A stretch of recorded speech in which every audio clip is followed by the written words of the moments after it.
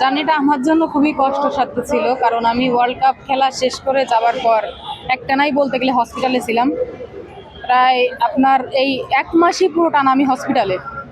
তারপর আমাদের পুলিশের যে স্যার আছে, জাহিদ স্যার, কমিশনার স্যার, তারপরে হচ্ছে বজলু স্যার, ওনারা অনেক অনেক রিকোয়েস্টের পর আমার হচ্ছে আসা লাস্ট টাইম। ওনারা অনেক সাহায্য করছে, এমনকি ফেডারেশনের থেকে অনেক সাহায্য করছে। আমি অসুস্থতা কীভাবে কাটায় উঠবো, কীভাবে কী করব, ওনারা অনেক হেল্প করছে। অবশেষে আমি ক্যাম্পে আসি। ক্যাম্পে আসার পরেও হসপিটালে নিয়ে দৌড়াদৌড়ি করে আমাকে নিয়ে।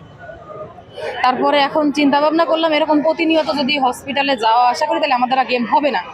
পরে এক টাইমে যাই মেডিসিন অফ করে দিলাম টোটালি। এখন এইখান থেকে আমি এই যে কয়টা ম্যাচ খেলছি, প্রত্যেকটা ম্যাচ খেলার পরে আমার হসপিটাল নেওয়া লাগছে। জেলার সাথে হোক বা এমবি হোক, বিজিবির সাথে যেদিন খেলা শেষ হয়েছে সেদিনও হসপিটালে গেছি। এখন আমাদের সবারই একটা কথা ছিল যে আনসার বরাবরই বলে আসে যে আমরা রানিং চ্যাম্পিয়ন। তো আমাদের ভিতরে ওই জেদটা কাজ করতো। সবাই একই কথা বলতো যে আমরা এই কথাটা ওদের রাখতে দিব না, আমরা যে করো চ্যাম্পিয়ন হবো। শ্রাবণী, শুধু তুমি এই গেমটা অন্তত একটু সুস্থ হয়ে খেলে দাও। সেইভাবে মেডিসিন নিতে নিতে এক পর্যায়ে দেখলাম যে না, অন্তত 30টা মিনিট আমি গেমটা শেষ করি। তো সব মিলে উপরআল্লাহ সহায় ছিল। আমি সুস্থ এইটুক সময়ের জন্য ছিলাম, সেভাবে খেলছি, জিদ নিয়ে আমরা সফলতা পাইছি। অনেক ভালো লাগতেছে।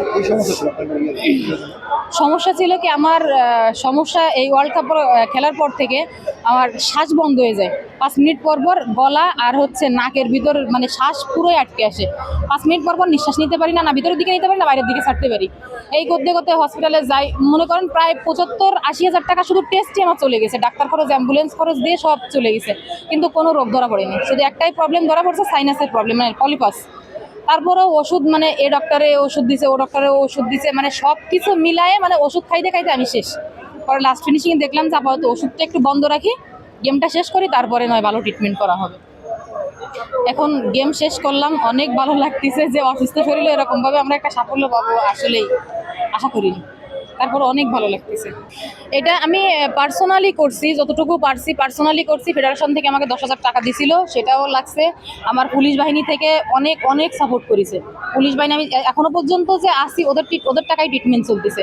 আর আমার নিজস্ব যেটা খরচ গেছে ওটা বাদ দিছি, কিন্তু এখন যেটা চলতেছে সেটা পুলিশ বাহিনী বহন করতেছে। আসলে কাবাডি হচ্ছে একটা বডি কন্ট্যাক্ট গেম। এটা মানে সবাই মনে করে কি কাবাডিতে গেলে ইনজুরি হয়ে যাব, বা কাবাডিতে আসলে আসলে সমস্যা হয়ে আছে, ইনজুরি আছে, আপনার লিগারমেন্ট ইনজুরি হয় বেশি। আর লিগারমেন্ট ইনজুরি মানেই হচ্ছে প্রতিবন্ধী হয়ে যাওয়া। এখন যে আমাদের কমিটি আছে, ইনি তো আগের থেকে সোহাগ স্যার, ইনি আমাদের 2টা অপারেশন করছে, 2টা মেয়েদের। এখন এটা দেখে দেখা যাচ্ছে আরও নতুন নতুন প্লেয়ার উঠে আসবে, সেই ভয়টা তাদের ভিতর থাকবে না যে এখন তো ইনজুরি হইলেও আমাদের কমিটি দেখতেছে বা আমাদের স্যার আছে, উনি অপারেশন করতেছে। এখন আস্তে আস্তে এরকম আপনার জেলা থেকে নতুন নতুন প্লেয়ার উঠে আসবে। আর এবার যে খেলা হয়েছে এদের থেকেও হয়তো বা 20-30 জন নিয়ে আমাদের নতুন ক্যাম্প শুরু হবে ন্যাশনাল।